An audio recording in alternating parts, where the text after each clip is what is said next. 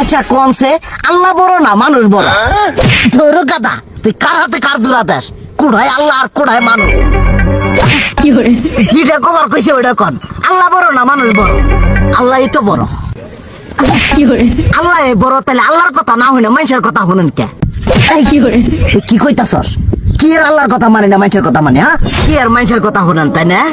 আমনে যে ওই দিনকে ডায়াবেটিসের রোগ নিয়ে যে হাসপাতালে গেলেন, ডাক্তার আপনার কত কিছু খাবার না করলো, সব কিছু না খাই এখন চলতেছেন।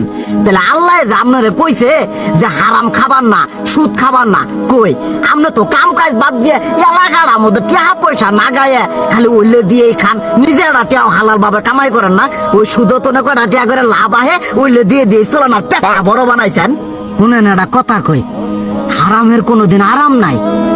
হালাল পথে রুজি রোজগার করেন, প্রয়োজনে এড়া বেলা কম খায়েন, তাও শরীর পিণ্ডও ভালো থাকবো, কোনো রোগ বেদও হবো না, আরামও পাবেন, আল্লাহও খুশি থাকবো। তুই আমার এইভাবে বুঝাবি আগে কইলি না কে? আসলে এই বিষয়টা তো আমি কখনো মাথায় এইভাবে নিইনি যে আমাদের কখনো ডাক্তার নিষেধ করলে ঠিকই আমরা নিষেধ মানি, কিন্তু উপর আল্লাহ যে কত কিছু নিষেধ করে দিয়ে সেটা মানি না।